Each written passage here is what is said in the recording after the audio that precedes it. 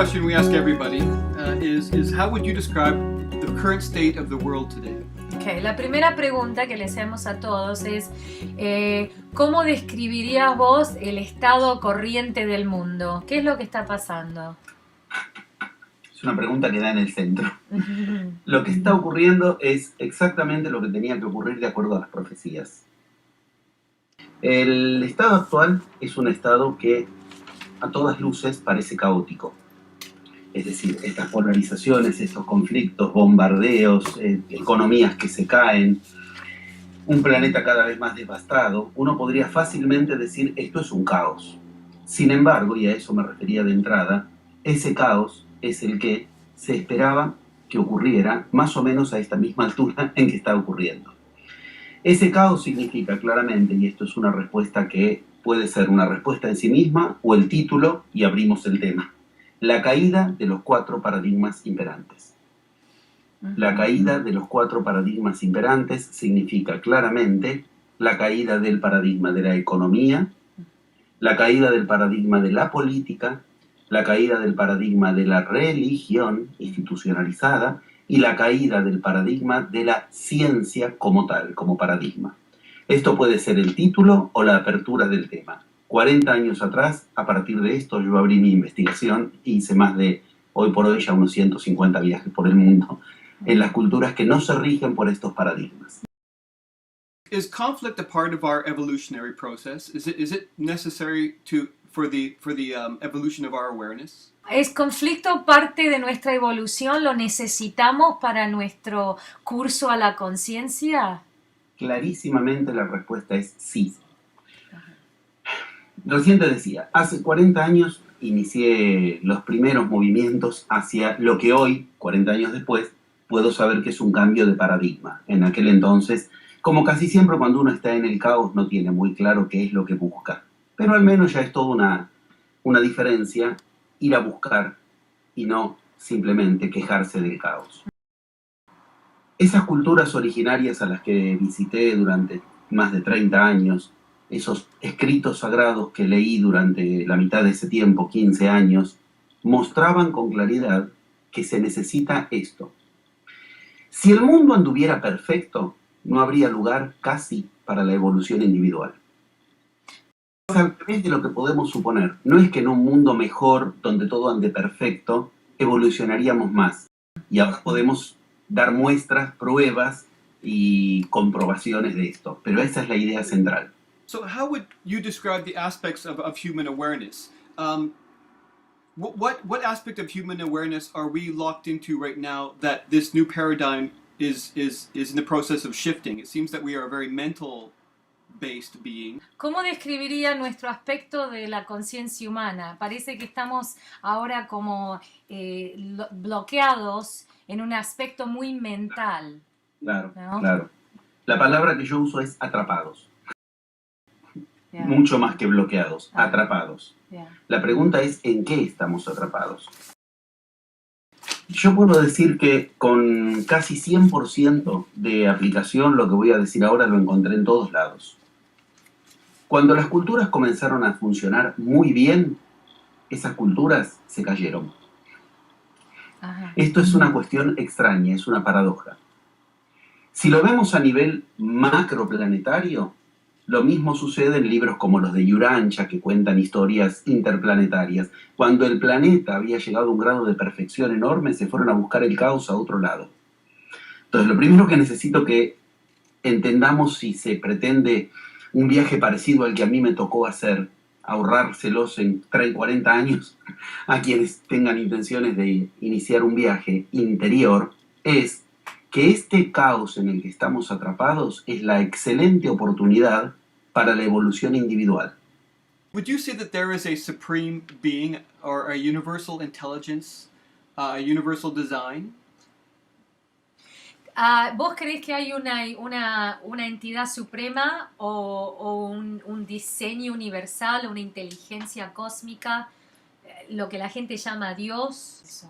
Sí, toda mi investigación y todo lo que aprendí en las diferentes culturas me dice con total claridad que hay una mente suprema. El error es creer que está fuera del ser humano. El segundo error es creer que el ser humano ya lo desarrolló. Está en el ser humano y el ser humano está aquí encarnado para aprender a conectarse con esa mente suprema. Mente significa, etimológicamente, no otra cosa que aquello a lo que te diriges. Dirígete a algo supremo y te encontrarás con tu mente suprema. Te encontrarás con tu deidad. Mente y meta tienen la misma raíz. ¿Quieres cambiar tu mente? Cambia tus metas. Y para eso dirígete a metas que te exijan la divinidad en ti desarrollar y te encontrarás con la divinidad en ti. Esa es la promesa del nuevo paradigma. How would you define ego and its relationship to the divine force? Sí. ¿Cuál es el ego y cuál es su relación a esa fuerza divina? Muy bien. El ego tal vez es mucho más gráfico si recordamos cómo lo nombraban las culturas latinas y griegas. Lo nombraban el id. Id es la misma raíz de donde viene. Idiota, de donde viene.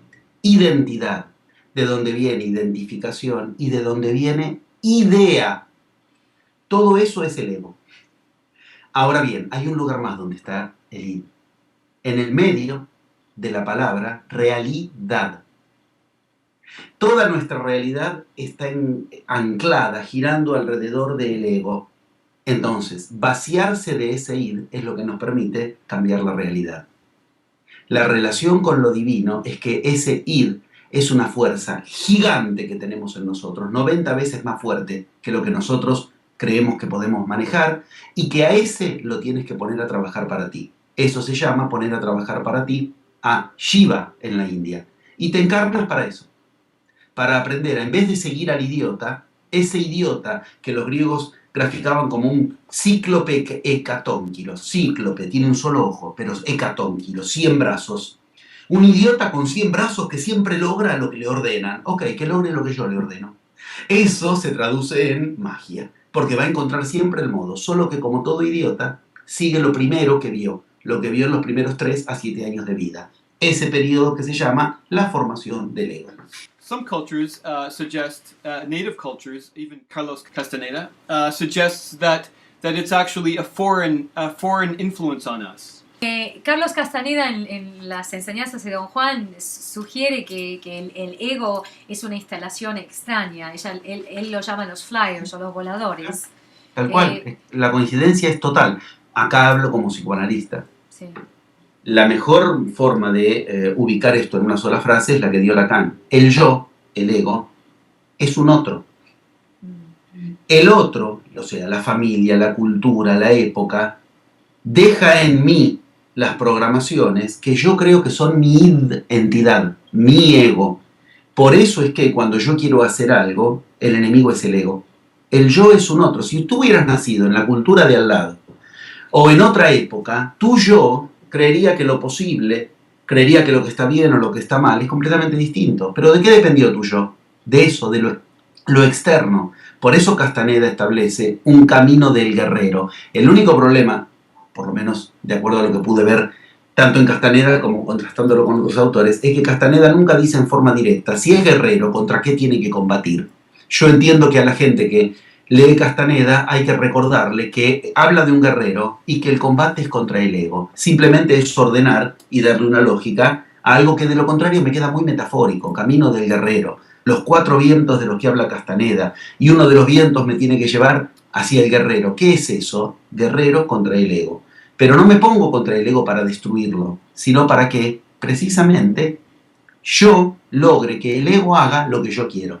La vida normal, cotidiana, ordinaria, es lo contrario. Seguimos al ego, seguimos al otro. Ahí empieza el juego, tanto del psicoanálisis como de la iniciación. Solo que el psicoanálisis toma a ese ego como la bolsa de problemas. La iniciación te dice, cuando no te dejas llevar por esa fuerza, a eso lo pones a trabajar para ti y te trae las soluciones. Y en cuanto, él habla de entidades inorgánicas o orgánicas que habitan otra dimensión, que se alimentan de la energía que desperdiciamos. Sí. Verdaderamente es altamente comprobable y coherente con lo que vemos en prácticas en magia. En iniciación es exactamente así. O sea, Hay que entender que cuando hablamos de nosotros, el ego, el yo, identifica lo que termina en la piel. Bueno, nosotros tenemos, además de este cuerpo físico, 6 cuerpos más. Y esos cuerpos tienen una profunda facilidad para adherir energías densas, no sutiles. Acá empieza el sistema Quero a enseñártelo. Hay energías densas, que se llaman hucha en el sistema Quero, que corresponderían a lo que son elementales, partículas, larvas, elementarios en otras culturas, sin entrar en la parte técnica, que tienen una facilidad absoluta, como si fuera una gelatina, de adherirse a nuestras capas energéticas. Pero siguiendo la misma lógica que recién decíamos, entre el ego y lo que Castaneda plantea, pero lo que le podemos aportar al tema es que la cultura Quero te enseña a alimentarte de esa energía densa, no a temerla. Es decir, sí, se alimentan de ti, si tú no te alimentas de ellos. Están ahí, no como un problema, no son un error de diseño del universo, son una ayuda. Pero algunos se tienen que alimentar de tal. Es el lobo y es su presa. Si el lobo no se alimenta de su presa, alguien se alimentará del lobo. Esa presa, ir a buscarla en la energía densa y aprender a refinarla, ayuda al universo, porque encima estás transformando energía densa en refinada. De lo contrario, selección natural, a ti es a quien toman como alimento esas energías. Sí, y esas energías están prioritariamente en el mundo psíquico. No lo digo solo como psicoanalista, es lo que enseñan los sacerdotes chamanes. De lo que ocurre en tu mente depende que las energías te tomen energía o no. ¿Ves? No se resuelve con pases energéticos simplemente, aunque también se aprenden, y para eso hay un paso entero, que es el 6 en el método de la magia. So, what is the core value that you use to measure your actions in the world? Etimología de lo que me estás preguntando, porque la palabra es esa. De ahí viene la palabra misericordia. La gente cree que misericordia es algo que tiene que ver con los demás, como pasa con el amor. Misericordia significa lo que es acorde a mi ser. Acorde a mi ser. De ahí viene la palabra acorde, como en música. ¿Con qué mido eso en mi realidad? Mira, los chamanes me decían de un modo muy claro, nunca mires, nunca midas a alguien por lo que sabe. La gente busca aprender con el que sabe más. Saber es fácil. Mírale la vida. Si hace lo que dice, sigue eso. Ese cruce es el que dice esa persona efectivamente va a generar realidad propia. Si hace lo que dice. ¿Por qué? Porque quiere decir entonces su palabra tiene peso. El plasma va a seguir su palabra. Concretamente, el cruce del hacer con el decir. Eso que los griegos llamaban ethos y que es la etimología de ética. La ética se mide y eso es lo que te muestra que es acorde con la persona. Y es lo difícil de encontrar en los paradigmas, imposible, en los paradigmas imperantes. Los políticos dicen una cosa y hacen otra, la ciencia dice que nos favorece y lo que tenemos es un mundo cada vez, pero en todos los órdenes reconocido por los científicos, peor, la religión diciendo una cosa y haciendo otra, la economía diciéndonos que las cosas mejoran y después resulta que no, significa, en ese lugar del cruce del dicho y el hecho es donde está el corazón, el core, lo que es acorde con esa persona.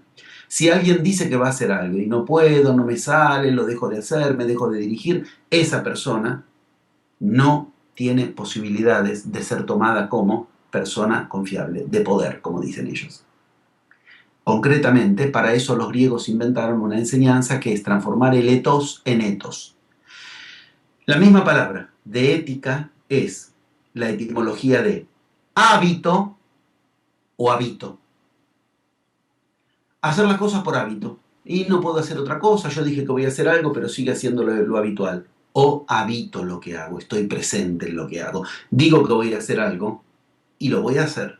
Y si no puedo, seguiré dirigiéndome, porque ahí empezará la magia. Ahí me asistirán fuerzas superiores, porque soy un hombre de ethos, soy un hombre de ética. Does he feel that it'll take 51% of human awareness to make the shift? Or is it just an energetic, a critical mass that needs to be reached? Because obviously the masses don't look at the world the way that he's... La mayoría del mundo no ve el problema o no mira al mundo de la misma forma que ciertas gentes. ¿A vos te parece que se necesita un número mínimo de personas, en inglés la masa crítica, para poder trascender esto, o es una cuestión energética? las dos cosas van juntas. Las dos cosas van juntas. Hay estudios realizados, vienen de Harvard al respecto, y ubican, sí, que hay una masa crítica que se llama raíz cuadrada del 1% del total. En este momento, 7.000 millones de personas, 7 con 9 ceros al lado, 1%, 7 con 7 ceros al lado, 70 millones de personas, raíz cuadrada de eso son 8.000 personas nada más. Eso es lo que se necesitaría para un cambio de paradigma. Pero si no ubicamos cuál es el paradigma del que hay que partir y por qué dar los motivos por los cuales elegir un paradigma nuevo que solo se puede elegir en forma individual, el número está lejísimo. Si no tenemos motivos por los que cambiar de paradigma. Y esos motivos son los que intentamos, ya desde hace muchos años, contarle a la gente. How do you bring people to the awareness that every way that they've seen the world is not only creating the reality, but is actually distorting reality? ¿Cómo, la pregunta es cómo le enseña, le dice a la gente que no están acostumbrados a verlos de esta forma, que la forma en que vemos el mundo es una distorsión? Estamos creando una realidad que en realidad es una distorsión de la real realidad, ¿no? Bueno, ahí empieza el tema. Más o menos, estoy tratando. Ahí empieza el viaje. Yeah. Lo que yo intento es no ahorrarles a las personas que tengan interés de escuchar del cambio del paradigma los mismos pasos que a mí nadie me ahorró en más de 100 y pico de viajes a esas culturas. Hay pasos interiores que no se le pueden ahorrar a la persona, afortunadamente, aunque el yo, el ego, intenta ahorrárselos a sí mismo. Podemos hablar de esos pasos concretos y las rupturas que implican a nuestro paradigma imperante, pero esas rupturas son absolutamente ventajosas, aunque por supuesto de entrada preferimos seguir de la mano de mamá y papá paradigmas imperantes. Now, these days, the New Age movement is a huge movement in the world, and the abundance and the secret. Everybody's using magic to get what they want. It seems that is still kind of a subtle distortion. How do you know that this magic that he's sharing with the world is not just going to be used for the same old purposes of self-indulgence? Is that hard to say? Yes, yeah. ¿Entendés lo que preguntó? Bueno, Estamos en la nueva era, el New Age, ¿no? Todo el mundo quiere abundancia y el secreto, exactamente, en manifestar lo suyo, que al final en inglés se llama self-indulgence. Quiero. O sea, entonces, ¿cómo se asegura uno que estos pasos de la magia que nosotros tenemos, que has descubierto y que estás compartiendo, no nos van a llevar a usarlos para lo mismo? Para mí, dame, tráeme, you know. Verdaderamente es una de las cuestiones más preocupantes del cambio de paradigma. La diferencia radica en un concepto concreto que precisamente es el que trata de dejar afuera la New Age. La New Age trata de realizarse sin este concepto que ahora voy a ubicar. Este concepto es el que no te ahorran las culturas iniciáticas. Yo he tenido ocasión de estar con los seres más sagrados de las culturas más sagradas, que casi nunca quieren contactarse con el hombre blanco. Además pude filmarlo, ahora ya tenemos interacción. Y nunca te ahorran este concepto. El concepto es el de viaje interior. La idea de querer obtener cosas con un poder sobre la realidad a costa de mantenernos en los mismos paradigmas que generaron a nuestro ego es lo que arma la New Age. Y la New Age es el movimiento con el que el ego se defiende de la nueva era. Así como el cristianismo se generó y nos separa de Cristo, Cristo no quería iglesias. Así como el budismo se generó y nos separa de Buda, Buda no quería iglesias. La New Age nos separa de la nueva era. La diferencia está en el concepto de viaje interior, y ahí podemos abrir el tema de los cambios de paradigma. Can you summarize each step? ¿Puedes hacer un resumen de los pasos? Una manera que entiendo que puede ser sumamente útil para lo que veo que es la inquietud y el interés de este tema que estamos desarrollando, es desarrollarlo en función de reconocer los paradigmas imperantes, en la primera pregunta que tuvieron la amabilidad de realizar, cómo nos atrapan en nuestra mente. Y a partir de ahí, ¿con qué paso se resuelve eso? Si les parece bien, podemos ir por esa vía e ir incorporando los pasos. Okay. Muchas gracias por esta oportunidad. Partir de entender que el paradigma imperante en nuestra cultura es el problema, nos permite, de entrada, no equivocarnos en algo en lo cual es muy fácil equivocarse. La política, la religión, la economía y la ciencia no son el problema. El problema es que de eso hemos hecho un paradigma. Y esto hay que diferenciarlo de entrada. No vamos a poder vivir sin política, sin economía, sin ciencia y seguramente también, hoy por hoy, al menos en nuestro estado evolutivo humano, sin religiones institucionalizadas. Lo que podemos es decidir que eso no nos haga de paradigma. Y este es un estado imprescindible, porque precisamente los paradigmas establecen límites mentales que son contra los que está chocando, tanto en lo general como en lo particular, la humanidad. Pero ahí entramos a situar lo que los paradigmas nos ubican al respecto. El paradigma primero, imperante, cuando hablamos de lo que tiene poder sobre nuestro tiempo, es el paradigma de la política. Y precisamente como está situada la política es un sin salida. ¿Por qué? Porque la política originalmente se concibió exactamente al revés de como hoy está ubicada. Decíamos, el problema no está en la política, está en haber hecho de la política un paradigma. ¿Qué es un paradigma? Bueno, la palabra en griego es muy clara, si bien es una palabra que se reflota en los años 60, es una palabra griega, o la conjunción de palabras griegas, lo que se dice al lado, el digma, una de las formas del decir griego, y para, como paralelo, al lado. Algo que dice al lado nuestro y que es como una voz que nos dice algo. Esta es la pregunta. ¿Qué dice el paradigma? ¿Qué nos dice en la cabeza y nos condiciona? Nos dice qué es la palabra que hace un rato usaste como clave. ¿Qué es la realidad? Mientras para manosarme la realidad, estamos atrapados mentalmente. Paradigma. Algo que dice al lado nuestro, como esos dibujitos animados de los nenes que tienen un diablito y un angelito hablando. Bueno, un paradigma es eso. Algo que cuando tú quieres generar algún resultado en tu vida, viene y te dice, eso no es posible, eso no es posible, esto sí es posible, esto es posible. El primero de esos paradigmas es el político, porque precisamente intenta situar, el primero como está hoy el mundo, porque intenta situar un poder sobre la realidad. ¿Qué nos dicen los paradigmas dentro nuestro? Ese par que está en la etimología de paradigma tiene la clave. Nos dice una dialéctica. Este es el enemigo de nuestra mente.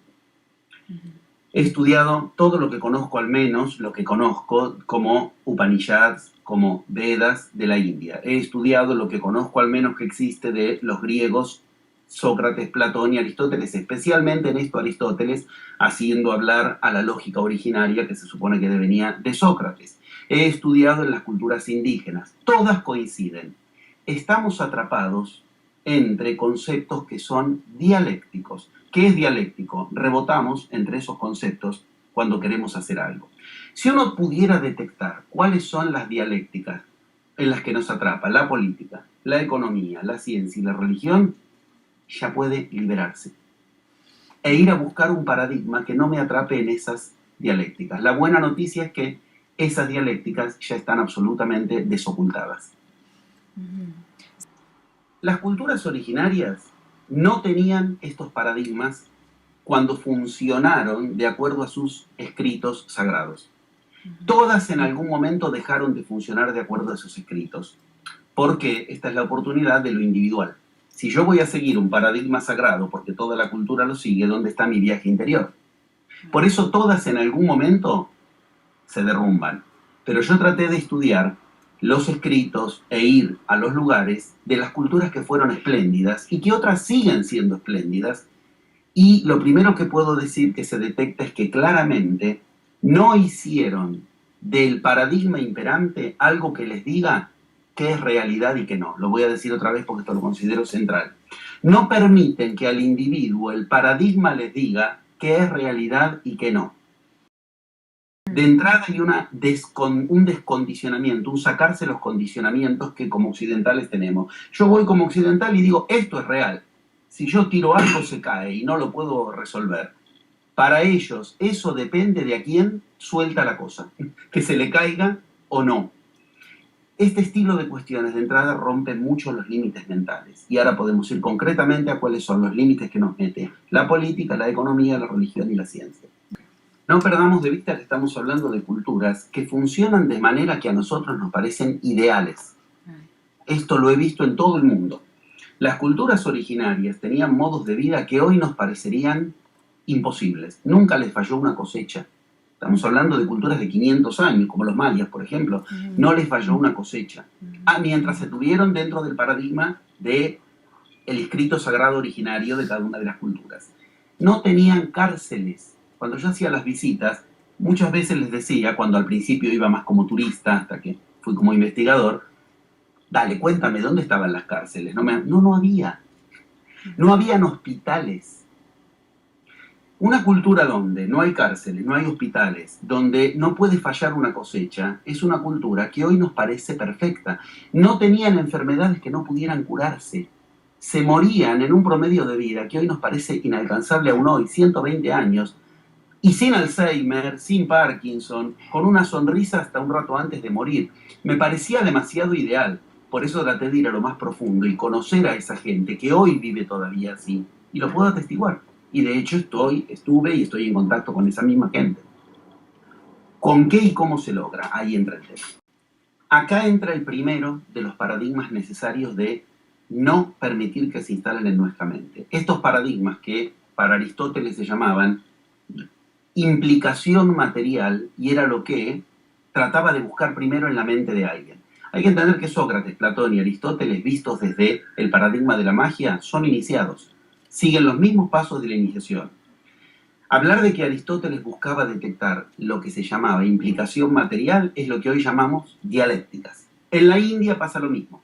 Buscan un concepto central que inicia el samadhi, no quiero ponerme muy técnico, pero que se llama savikalpa. Savikalpa es lo que acá llamaríamos dialécticas.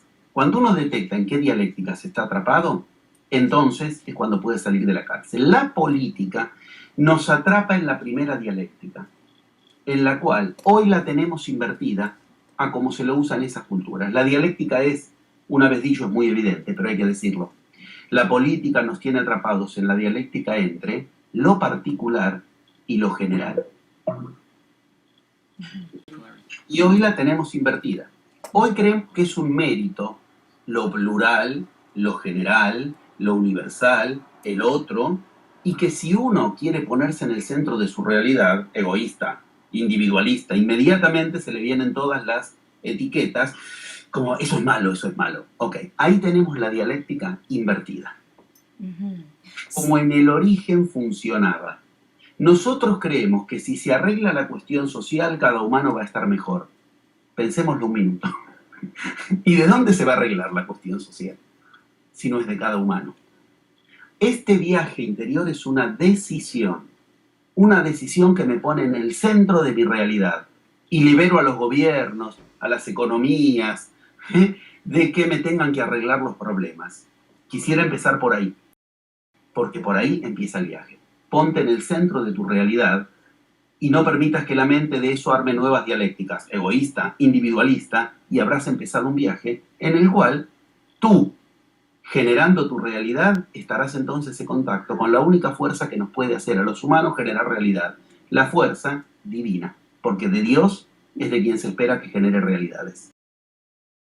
So we needed to find our selfhood before we could find our divinity. Right, So that's it. yeah, okay. Dice, necesitamos encontrar nuestro individualismo antes de encontrar nuestra divinidad. Bueno, Dios en todas las Biblias empieza como un mapa. Es un mapa, el Génesis 1.1, el capítulo 2. Yo he trabajado con esto décadas, dando plenarios al respecto, mostrando cómo todas las Biblias siguen el mismo mapa. Dios siempre empieza en un concepto individual. No empieza siendo una colectividad. Empieza y a nosotros, claro, para quitarnos el poder, nos han hecho que entendamos que individualista es algo así como un defecto. Es fundamental lo que acaba de ubicarse. esta cuestión donde la divinidad empieza por lo individual, claro, va a contramano de lo que nos han metido las religiones en la cabeza. Can you ask him what our relationship is to what he would call God? What is our relationship? Are we God? Are we just individual manifestations of that, or are we part of the evolution of God? ¿Cuál es nuestra relación? ¿Somos Dios o somos parte de Dios o somos parte de la evolución de Dios? ¿Cuál es nuestra relación con Dios? Ahí tenemos el punto central. Ahí tenemos el punto central. La decisión de cada humano es si se va a quedar con las fuerzas humanas o va a emprender el viaje hacia lo divino en cada humano. Pero eso está prohibido por el otro de los paradigmas de los cuatro imperantes. Las religiones institucionalizadas han, la palabra es esta, apocrifado, hecho evangelios apócrifos, prohibidos, ocultos, de todo texto que enseña a encontrarse con la divinidad en sí mismo. O sea, si tú quieres seguir el camino de Cristo, por ejemplo, la Iglesia te lo prohíbe porque te quita los evangelios, y de los evangelios que hizo la Iglesia, los que llaman los canónicos, está todo quitado, lo que muestra lo que nos tiene que importar primero y principal. Cristo, Buda, Lao Tse, Huiracocha, los grandes iniciados de la humanidad, nacieron como tú y como yo, humanos, y lograron un camino de divinidad. Nos venden que ya nacieron divinizados. Entonces yo como humano, ¿qué chances tengo? ¿Qué puedo hacer? A mí no me tocó eso. Mientras creamos que nacieron con una madre virgen, y haciendo milagros no vamos a tener posibilidades de unirnos a lo divino.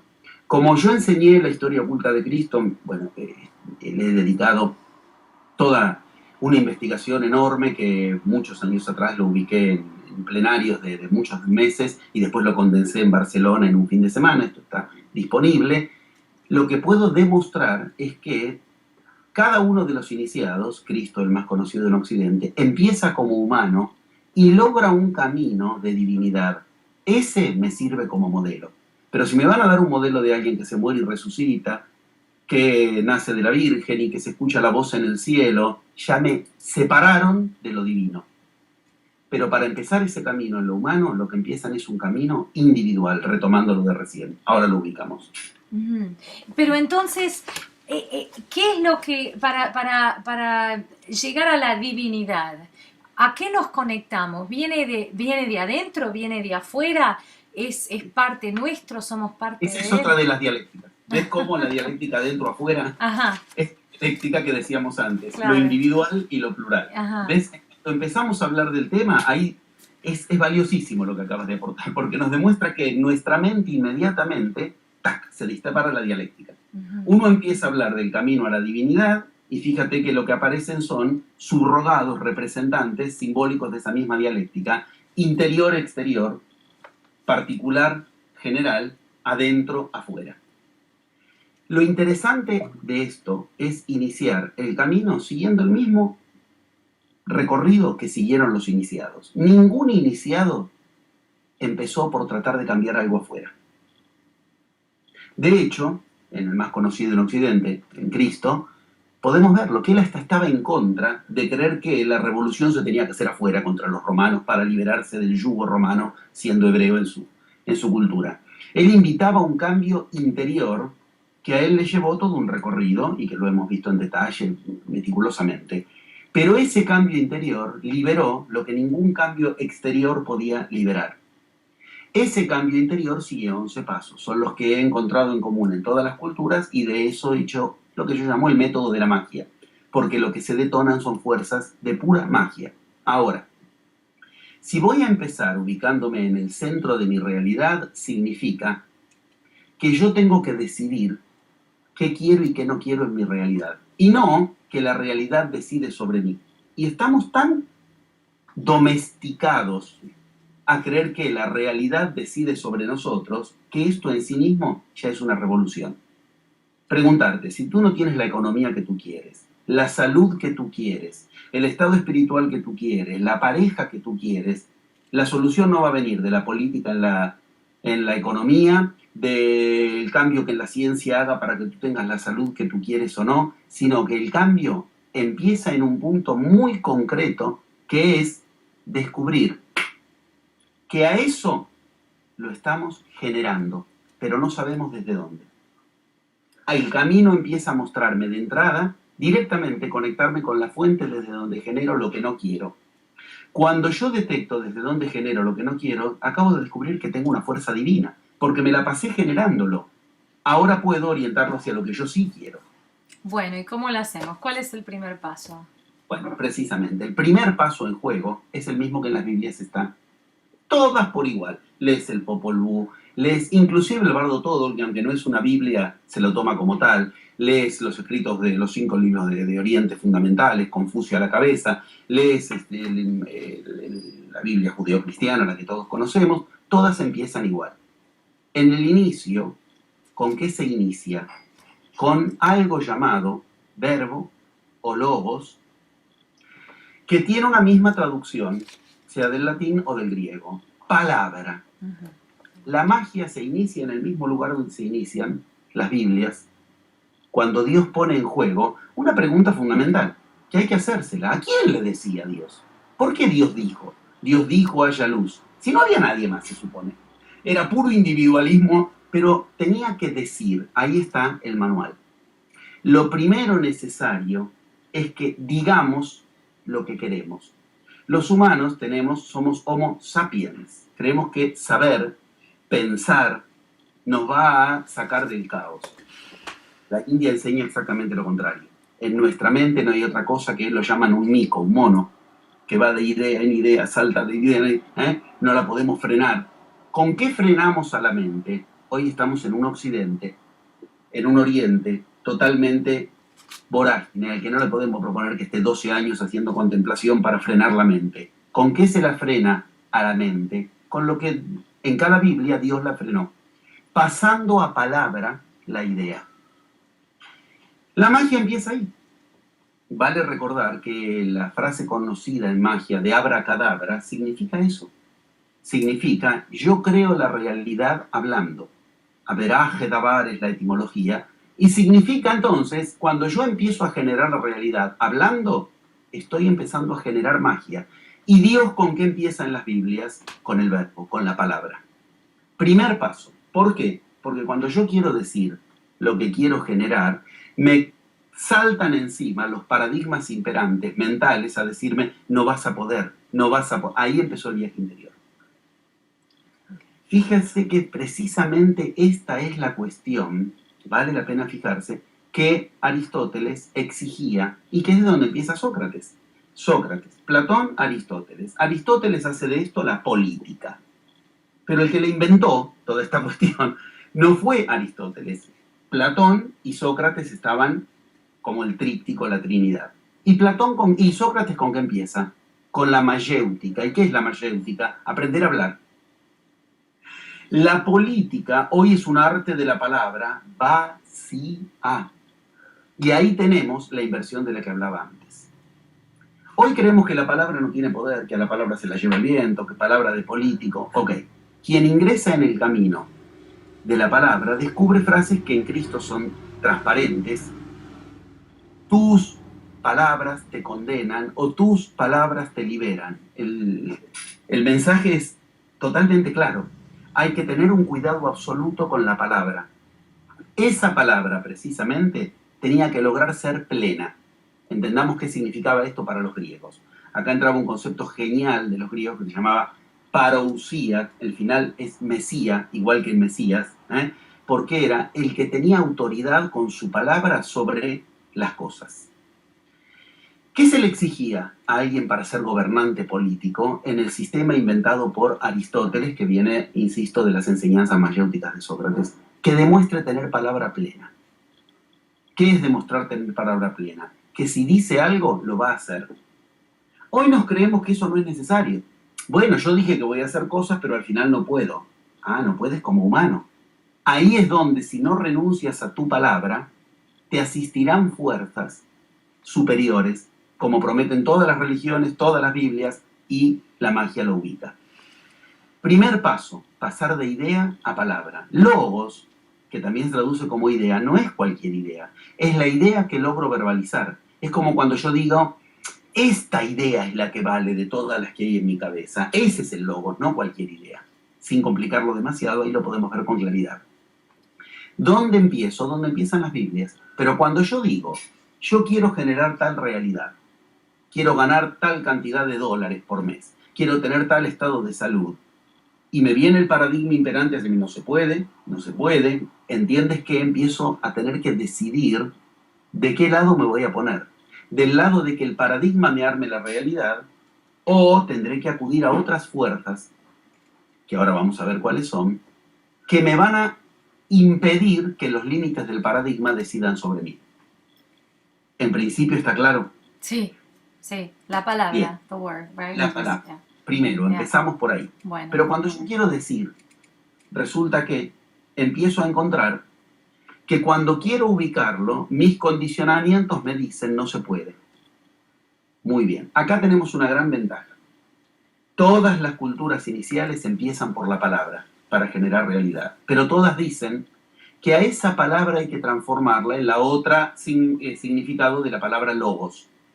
Logos significa una idea determinada que la pongo en palabra. Palabra, pero también significa algo más. Luz. En Occidente, encontrar la luz nos parece algo extremadamente difícil, y lo que tenemos de lo que nos venían de las culturas originarias, de la búsqueda de la luz, nos parece lejano. Pues bien, esto es lo que varió el 22 de diciembre de 2012, cuando según todas las profecías se inició lo que hoy llamamos Nueva Era. 22 de diciembre del 2012, ¿qué es lo que varió? Yo lo explico con mucho detalle, muestro los videos, pero para decirlo fácil, nuestro sistema planetario, por supuesto incluida la Tierra entonces, por primera vez en 25.625 años, vuelve a ponerse cara a cara con el centro de la galaxia. De ese centro de la galaxia hablan con distintos nombres todas las culturas originarias. Horus, las Pléyades, Hunabku para los mayas, ok. Ese centro de la galaxia irradia un poder lumínico. En la antigüedad lo llamaban prana, en la antigüedad lo llamaban ki, y ese poder, maná, prana, ki, no tiene adentro ni afuera. Ahí está la trampa de la política. Está tanto dentro tuyo como afuera tuyo. Pero yo lo puedo aprender a guiar desde dentro. Esa es la infinita ventaja. Ahora bien, ese plasma en la antigüedad había poco. Por decirlo de una manera rápida, el planeta estaba y el sistema planetario en un cono de sombra respecto del centro de la galaxia. Desde el 22 de diciembre del 2012 abunda y cada minuto hay más, y más, y más. ¿Y por qué nos importa? Porque la realidad se inicia en el verbo. ¿Y qué era el verbo? La unión, el logos, que es la unión de luz, una idea puesta en palabra, y mantener que esa palabra es la que voy a dar a luz, mayéutica para Sócrates. ¿Qué significa? Ahora nos empieza a invadir plasma. ¿Y el plasma qué es? Físicamente, ese plasma es lo que se llamaba prana, ki, maná. ¿Y qué es? El elemento cero de la realidad. La realidad no empieza en lo sólido, tampoco empieza en lo líquido, tampoco empieza en lo gaseoso. ¿Dónde empieza? En el plasma. Y el plasma acepta instrucciones. Hoy ya la cuántica lo avala. Tú hablas y cambia la forma de lo más sutil que después va a generar materia densa, para decirlo rápido. Cuando tú hablas, le estás dando instrucción codificada al plasma. Pero cuando tú hablas, al plasma le das instrucciones que si las contradices con lo que sientes o con lo que piensas, también le llegan. Entonces, si yo digo, voy a tener fortuna, pero pienso que no, y siento que en realidad a mí no me sale, lo que estoy es polarizando un universo caótico, que afuera me lo voy a encontrar densificado. Hay que entender, ¿qué es lo denso? Lo denso es lo que empezó en el plasma.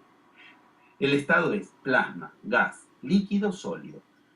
Si uno estudia los mitos, en cualquier cultura plantean lo mismo. Los Hopi de Centroamérica tienen claramente ubicados en sus mitos que este es el orden de la realidad.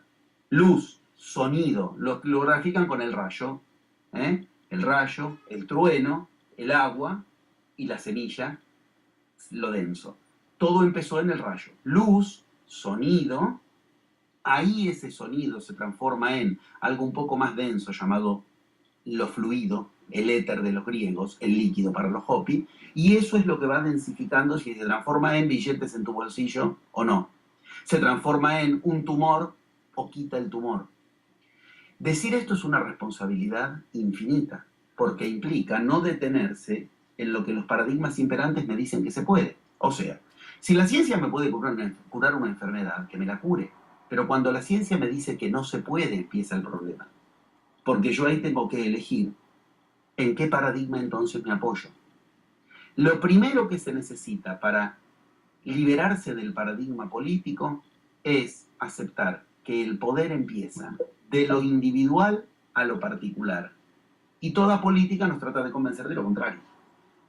De que van a haber cambios sociales que nos van a generar una vida mejor. Ok. Es muy fácil demostrarlo. Tú abres un texto de los griegos, abres una Biblia, abres cualquier texto milenario. ¿Qué problemas tenía el humano? Exactamente los mismos que hoy. No hemos podido resolver uno solo de todos los problemas tuyos, míos, la intrascendencia de la vida, el no sentido de la vida, el estar a expensas de fuerzas exteriores. Es lo que nos cuenta un mito de Sófocles o el periódico de hoy a la mañana. ¿Qué implica esto? Que el humano jamás resolvió un problema del humano por mucho cambio social que haya habido. Ya probamos todo. Derechas, izquierdas, centros, dictaduras, revoluciones, más no queda. ¿Por qué?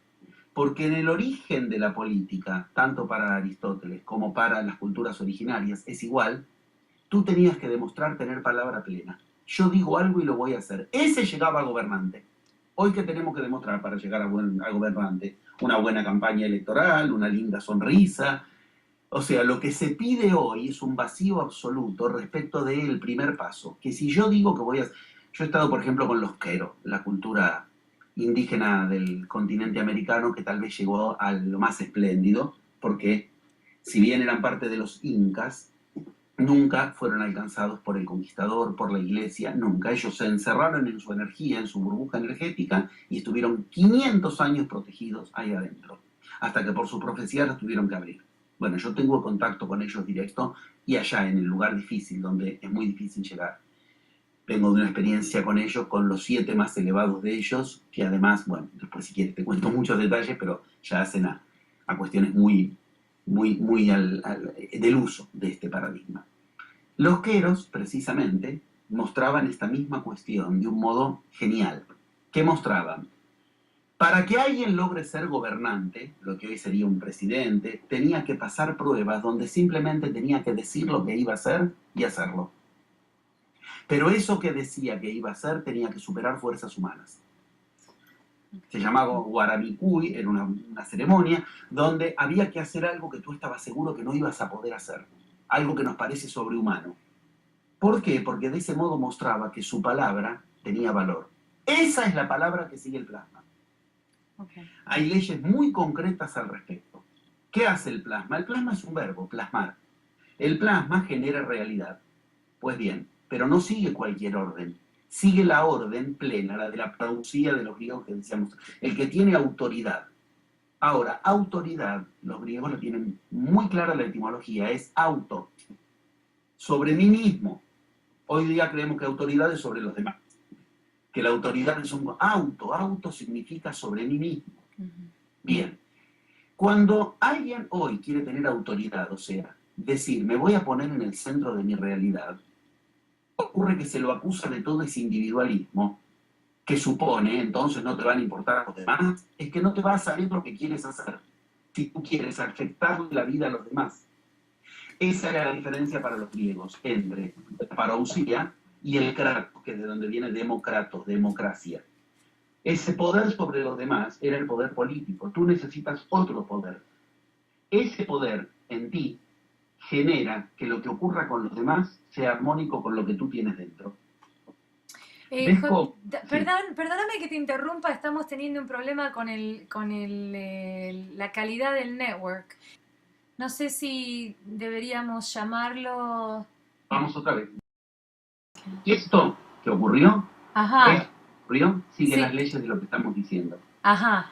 Magia te advierte, cuando estás abriendo algo que tiene poder, algo tratará de frenar. La esfinge. La esfinge. Está el tema. That was the Sphinx. Efectivamente. Yeah. En la Ajá. entrada de las pirámides Ajá. hay esfinges. Te está Ah. diciendo algo que trata de detenerte, porque lo que hay atrás es poderoso. Esto nos dice que lo que estamos abriendo tiene poder. ¿Ese poder cuál es? El poder de la generación sobre la realidad propia. Si avanzamos hacia el segundo paradigma, lo vemos con claridad. Cuando yo tengo que decidir que voy a generar la realidad desde lo individual a lo general, yo tomo la responsabilidad de mi vida. Las culturas originales no te la perdonan, pero en nada, Tú vas a una selva, como he estado en tantas condiciones donde a veces, muchas veces, lo que está en juego es la vida propia. O sea, corre peligro directamente de muerte. O en las montañas. Y se de un diluvio. Y tú quedaste en encontrarte con un chamán en determinado lugar a tal hora. Y se inunda la selva. Cuando no llegas, el increpado eres tú. El interrogado eres tú. Bueno, ¿qué quieres que le haga? Se vino un diluvio, se inundó la selva. ¿Qué querías que haga? ¿Y por qué él llegó y tú no? ¿Qué te están diciendo? Que la realidad en juego no puede decidir sobre tu realidad. Que otro pudo pasar y tú no, significa que tú has generado que justo cuando llegaste a ese lugar de la selva, para ti estaba inundado, para otro no. Yo hace 40 años voy enseñando por el mundo y desde hace ya más de 10 años tengo el honor de ser recibido en Europa, en Centroamérica, en muchos lugares del mundo. Cada vez que llego les digo, van a ver, antes de empezar la actividad va a llover, pero cuando empiece la actividad no va a molestar la lluvia. Ocurre en todos lados del mundo, sea verano, sea invierno, sea época de lluvia, sea época de seca. Esta es mi carta de presentación, por decir así, para mostrar que, miren, si podemos generar realidad en ese nivel, de ahí para abajo, economía, salud, todo es más fácil. Esto es exigido en las culturas originarias. ¿Por qué? Porque entonces yo acepto que puede llover o no. El tema es si para mí va a llover. Si cuando yo necesito salir de casa, justo en ese momento para de llover, para mí no llovió. A mí no me hizo problema la lluvia. En cambio, otro puede decir, pero hoy llovió. Sí, pero en el momento donde yo precisaba, ¿entiendes lo que es realidad propia? Individual. No le afectas la realidad al otro. Todo lo contrario. Cuando quieres afectarle la realidad al otro, pierdes poder sobre tu realidad. Lo cual le pone un límite a lo que se llama magias negras, tener que incidir sobre el otro, que el otro... Si yo creo que tengo que hacer que el otro haga tal cosa, quiere decir que renuncié a que yo tengo poder sobre mi realidad, porque entonces dependo de que el otro haga tal cosa. Y si yo dependo de que el otro haga tal cosa, entonces ya no tengo poder sobre mi realidad, porque entonces no dependo de mi realidad. Bien, entender que la primera dialéctica, con la que rompemos el paradigma de que la política tenga poder sobre nosotros. ¿Por qué? Porque ya no precisamos que el gobernante nos resuelva el problema de la inseguridad. Mira, yo vivo en un país como Argentina, no es precisamente un país seguro. Cuando yo digo esto, los argentinos se me enojan. Siempre, pero basta tomar un imperio. Digo, es un país realmente inseguro. Sin embargo, doy clases, enseño, voy y vengo, y nunca tenemos episodios de inseguridad. Voy por todo el mundo, nunca se me cae un avión, nunca me sale tarde un avión. Eso es realidad propia. ¿Yo puedo impedir que los aviones salgan tarde? No, pero yo puedo justo entramar, ese es el verbo, que el mío salga a horario, que justo en el que yo voy a subir, todavía la tempestad no se haya desatado. Perdóname, José Luis, vos ves lo que está pasando, Sí. es la conexión de Skype. Vamos otra vez si quieres. Bueno, sí. Ya te llamamos de nuevo. Bien, muy bien. Se llama El Otro Camino. Eso Sí. es lo que hay que tomar en Pasamos a la esfinge, ¿no?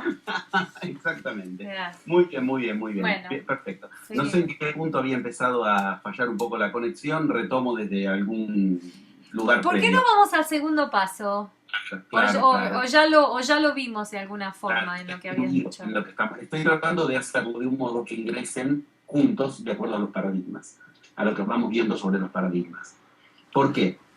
Porque cuando queremos ir a una realidad generada desde lo individual, donde desde el clima que hay el día que yo quiero hacer algo, depende de mí. Mm. Que yo tenga la realidad económica que yo quiera, depende de mí. O sea, uno puede decir, pero la sociedad tiene un caos, no hay ocupación, ¿por qué uno tiene trabajo y el otro no? ¿Por qué él consigue? Pero hay virus y te enfermas. ¿Por qué el virus entra en ti o no entra en ti? O sea, entiendes que esto es algo que va muy en contra del ego, porque el ego busca excusas, justificaciones para nunca quedar en falta, nunca quedar incriminado. Cuando yo quiero ir a un lugar en el cual genero mi realidad desde lo individual sobre lo general, mira, vale ubicarlo, las culturas que mejor vi que funcionan en cuanto a la armonía social son las culturas que empiezan por lo individual. A nosotros nos han convencido de todo lo... Las culturas que mejor funcionan son culturas geniales en ese sentido. No hay concepto de cárcel porque a nadie se le ocurre robarle a otro si yo genero mi realidad propia. A nadie se le ocurre a otro si yo genero mi realidad propia. Entender esto, te dicen, pero tú no eres una isla en el medio de un océano, es que precisamente toman esas imágenes. El árbol se ocupa de sus propios frutos, pero tiene que estar en una armonía absoluta con todo lo que ocurre alrededor. Y no significa, con tal de generar sus propios frutos, matar lo que hay alrededor. Entonces, cuando alguien se divorcia del paradigma político, lo cual no quiere decir que la política no puede existir, la saco del lugar de paradigma, inmediatamente esto recae y varía sobre el segundo paradigma, el de la economía. Porque automáticamente yo tengo que aceptar entonces que mi economía va a depender de cuestiones que no son de las características económicas. Sabes que es peor todavía ahora. Y tal vez podría servir este tiempo para que, si él quiere, le cuente más detalladamente, traducirle y podamos hablar más sobre esto e ir más directo a los otros paradigmas y a los pasos. eso es exactamente lo que él acaba de decir, que me pidió que te traduzca. Perfecto, porque sé que funciona así. Cuanta más dificultad hay al principio es porque más poderoso viene después. Así que cuenten conmigo, arréglalo con Daniel, por favor. Bueno, un beso grande, muchas gracias. Muchas gracias. Estamos en contacto luego.